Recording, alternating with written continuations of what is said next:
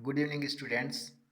आज के current affairs के साथ मैं भूपेंद्र सिंह एक बार आपका फिर से बीएस गुरु एजुकेशन में हार्दिक स्वागत करता हूं। चलते हैं अपनी पहली न्यूज़ की तरफ। फर्स्ट न्यूज़ है फ्रेंड्स, संयुक्त सैन्य अभ्यास एक्वेरिन, जो कि भारत और मालदीव के बीच सैन्य अभ्यास एक्वेरिन के 11वें संस्करण का आयोजन मालदीव के काढ़ू द्वीप में शुरू किया गया है। और इससे पहले भारत मालदीव श्रीलंका को शामिल करते हुए द्विवार्षिक त्रिपक्षीय सैन्य अभ्यास दोस्ती का 15वां संस्करण मालदीव में आयोजित किया गया था। फ्रेंड्स, ये मालदीव के साथ होने वाला फिलहाल हमारा दूसरा सैन्य अभ्यास है और दोस्ती में श्रीलंका, मालदीव, भारत तीनों शामिल थे और इसे जो है इसका 15वां संस्करण जो है मालदीव में फिलहाल आयोजित किया गया था। भारत और मालदीव 2009 से अभ्यास एक्वेरिन का आयोजन कर रहे हैं। मालदीव की भाषा में इसका अर्थ है मित्र। 14 दिन का संयुक्त अभ्यास भारत और मालदीव के वैकल्पिक रूप से आयोजित किया जाता है। यह संयुक्त राष्ट्र के जनादेश के तहत एक अर्धनगरीय क्षेत्र में आतंकवाद विरोधी अभियानों को अंजाम देने के लिए दोनों देशों के बीच अंतर संचालन को बढ़ाने पर केंद्रित है।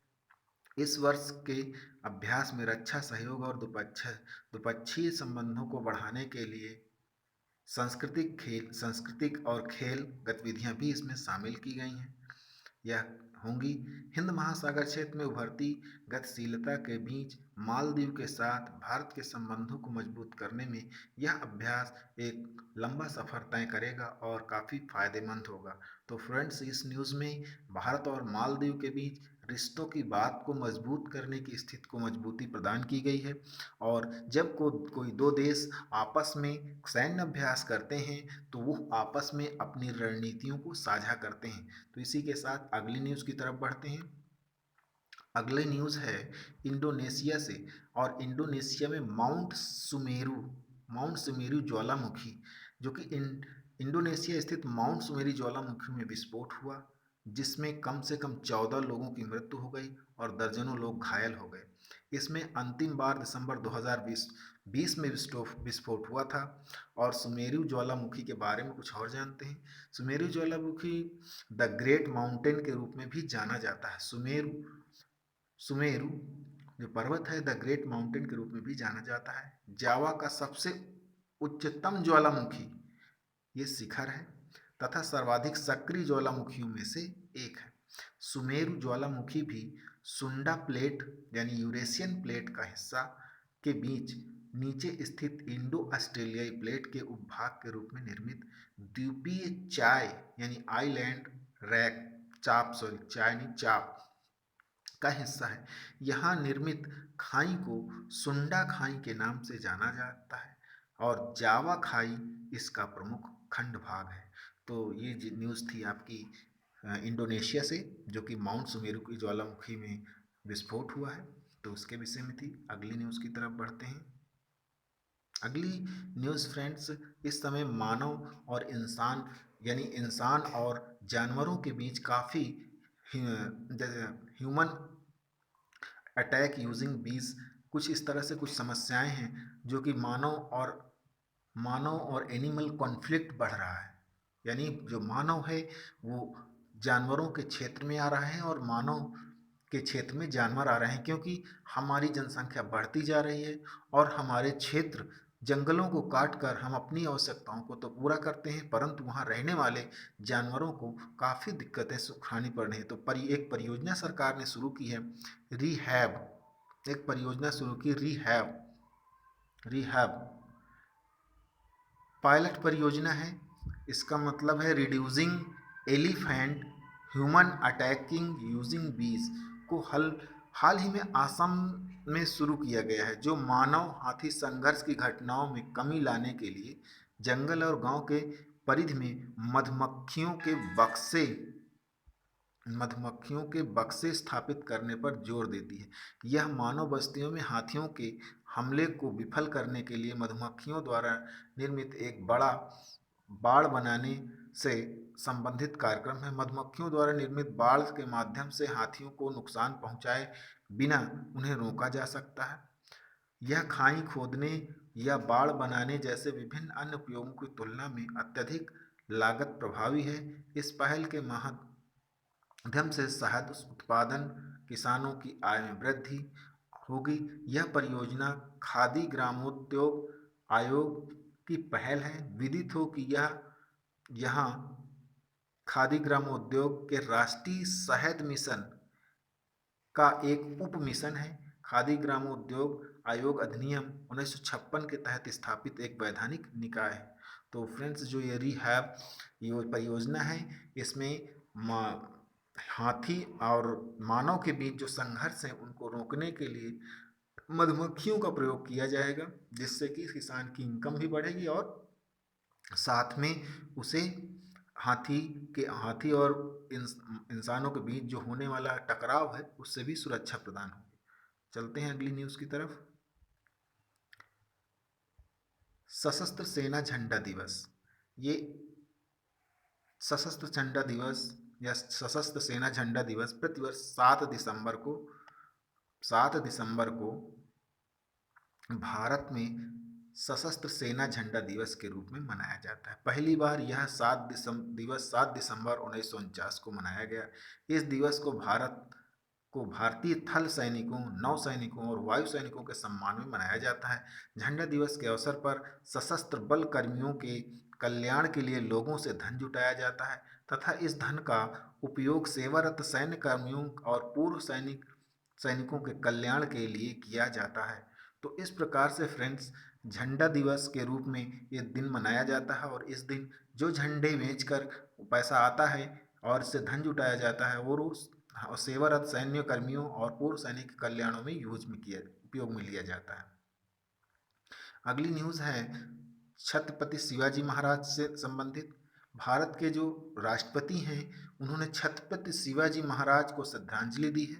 इस वर्ष की शुरुआत में गोवा सरकार ने मराठा राजा के राज्याभिषेक दिवस 6 जून की वर्षगांठ के अवसर पर छत्रपति शिवाजी पर एक लघु फिल्म जारी की। शिवाजी की 6 जून 1974 को रायगढ़ में मराठों के राजा के रूप में ताज पहनाया गया। उन्होंने छत्रपति साकारता, क्षत्रिय कुलवंत और हैदों धर्मोद्धारक की उपाधि धारण की। शिवाजी द्वारा स्थापित मराठा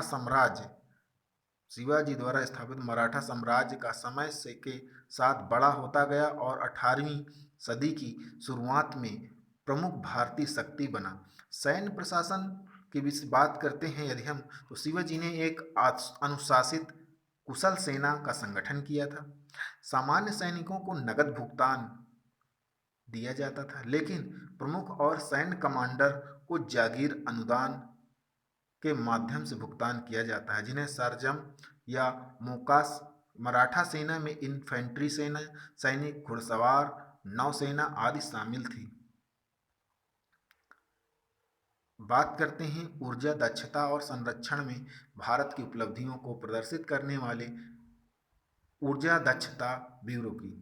बी ने राष्ट्रीय ऊर्जा संरक्षण दिवस 14 दिसंबर के अवसर पर विभिन्न औद्योगिक इकाइयों एवं संस्थानों और प्रतिष्ठानों को 31वें राष्ट्रीय ऊर्जा संरक्षण पुरस्कार से सम्मानित किया है। एक नए पुरस्कार राष्ट्रीय ऊर्जा दक्षता नवाचार पुरस्कार को भी संस्थागत रूप दिया गया है। ऊर्जा दक्षता ब्यूरो की अगर बात करते हैं तो विद्युत मंत्रालय के अंतर्गत ऊर्जा संरक्षण अधिनियम 2001 के प्रावधानों के तहत स्थापित एक वैधानिक निकाय है। यह भारतीय अर्थव्यवस्था के ऊर्जा आधिक्य को कम करने के प्राथमिक उद्देश्य के साथ विकासशील नीतियों और रणनीतियों विकसित करने में सहायता करता है। बी को अपने कार्यों को करने में मौजूदा संसाधनों एवं बुनियादी ढांचे की पहचान तथा उपयोग करने के लिए नामित उपभोक्ताओं, एजेंसियों, अन्य संगठनों के साथ समन्वय करता है।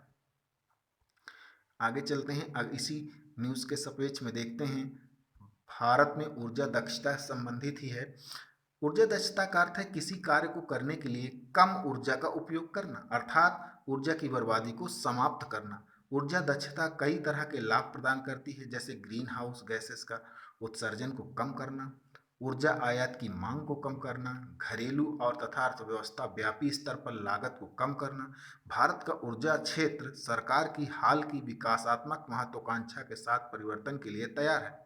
उदाहरण के लिए 2022 तक अक्षय ऊर्जा की स्थापित दक्षता 175 गीगावाट, सभी के लिए 24x7 बिजली, 2022 तक सभी के लिए आवास, 100 स्मार्ट सिटीज मिशन, ई मोबिलिटी को बढ़ावा देना, रेलवे का विद्युतीकरण, घरों का 100% विद्युतीकरण, कृषि पंप सेटों का सौरीकरण, स्वच्छ भोजन पकाने की स्थिति को बढ़ावा देना।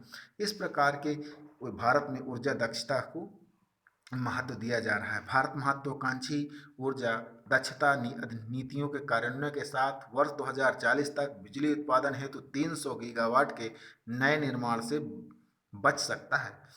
ऊर्जा दक्षता उपयोग के सफल कार्यान्वयन ने वर्ष 2017-18 के दौरान देश की कुल बिजली खपत में 7.14% की बिजली बचत और 108.28 मिलियन टन CO2 के उत्सर्जन में कमी लाने में योगदान दिया है। इसी प्रकार बात कर रहे हैं अगले न्यूज़ की। राष्ट्रीय एजेंसी जांच एजेंसी यानी नेशनल इन्वेस्टिगेशन एजेंसी NIA ने बॉम्बे सर्वोच्च न्यायालय के उस आदेश के खिलाफ अपील दायर की है जिसमें वकील कार्यकर्ता सुधा भारद्वाज को डिफॉल्ट वैधानिक जमानत यानी स्टेटूटरी बिल यानी वैधानिक जमानत दी गई है।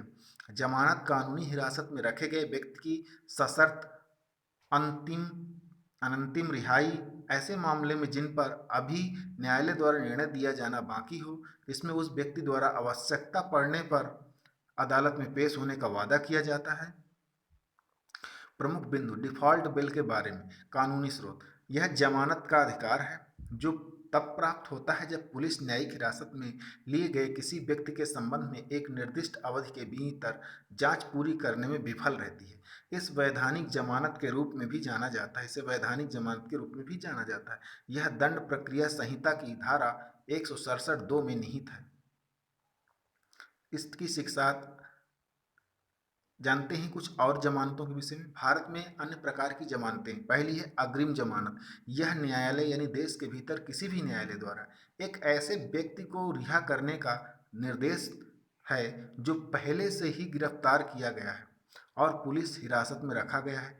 ऐसी जमानत के लिए व्यक्ति CRPC की धारा 437 और 439 के तहत आवेदन कर सकता है। अगला है अंतरिम जमानत। न्यायालय द्वारा एक स्थायी छोटी अवधि के लिए जमानत दी जाती है जब तक कि अग्रिम जमानत या नियमित जमानत की मांग करने वाला आवेदन न्यायालय के सापेक्ष लंबित न हो। अग्रिम जमानत किसी व्यक्ति को गिरफ्तार किए जाने से पहले ही जमानत पर रिहा करने का निर्देश जारी किया जाता है। ऐसे में गिरफ्तारी की आशंका बनी रहती है और जमानत मिलने से पहले व्यक्ति को गिरफ्तार नहीं किया जाता है। ऐसी जमानत के लिए कोई व्यक्ति दंड प्रक्रिया संहिता CRPC की धारा 438 के तहत आवेदन दाखिल कर सकता है। यह केवल सत्र न्यायालय और उच्च न्यायालय द्वारा जारी किया जाता है। गिरफ्तारी के संबंध में कुछ वैधानिक प्रावधानों की बात करते हैं। संवैधानिक अनुच्छेद 22 गिरफ्तारी या हिरासत निरोध के लिए व्यक्तियों को सुरक्षा प्रदान करता है। निरोध दो प्रकार के होते हैं, एक दंडात्मक और एक निवारक। दंडात्मक निरोध का आशय किसी व्यक्ति को उसके द्वारा किए गए अपराध के लिए अदालत में मुकदमे दोष सिद्धि के बाद दंड करने से है। वहीं दूसरी ओर निवारक निरोधक का अर्थ किसी व्यक्ति को बिना किसी मुकदमे अदालत द्वारा दोषी सिद्ध कर हिरासत में लेने से है। अनुच्छेद 22 के दो भाग हैं। पहला भाग है साधारण कानून मामले में, दूसरा है विभाग का निवारक निरोधक कानून के मामले में। इसमें किसी व्यक्ति को 20 रास्ते के समय को छोड़कर यदि उसे गिरफ्तार किया जाता है तो 24 घंटे के अंतर्गत उसके समीपस्थ न्यायालय में उसे प्रत्यक्ष किया जाएगा, बंदी प्रत्यक्षीकरण कहलाता है। दूसरा, यदि उस व्यक्ति को गिरफ्तार किया जाता है तो उसे उसको बताना होगा कि उसको किस बिना पर गिरफ्तार किया गया है। तीसरा, उसे एक कानूनी रूप से एक वैधानिक व्यक्ति जो कि वकील को, या आप अपनी भाषा में वकील कह सकते हैं, या एक कानूनी जानकार से सलाह लेने की अनुमति है। तो फ्रेंड्स, इस प्रकार की संवैधानिक प्रावधान अनुच्छेद 22 के तहत हैं। आगे चलते हैं, बात करते हैं अमेरिका की खुफिया रिपोर्ट में कहा गया है कि रूस और यूक्रेन सीमा पर तनाव इस क्षेत्र में एक बड़ा सुरक्षा संकट पैदा कर सकता है। यूक्रेन का कहना है कि रूस ने सीमा पर करीब 90,000 सैनिक तैनात किए हैं, और यूक्रेन और रूस सैकड़ों वर्षों से संस्कृत, भाषाई, पारिवारिक संबंध साझा करते आए हैं। रूस और यूक्रेन में कई समूहों के लिए देशों की साझा विरासत एवं भावनात्मक मुद्दा है, जिसका चुनावी और सैन्य उद्देश्यों के लिए प्रयोग किया गया है। सोवियत संघ के हिस्से के रूप में यूक्रेन रूस के बाद दूसरा सबसे शक्तिशाली सोवियत गणराज्य था, और रणनीतिक, आर्थिक और सांस्कृतिक रूप से काफ़ी महत्वपूर्ण था। Thanks for watching this video. Friends, यदि ये वीडियो आपको अच्छा लगता है तो कृपया लाइक और सब्सक्राइब करें, और अपने सभी फ्रेंड्स सर्किल में इसके लिए चर्चा करें। और thanks for watching this video again.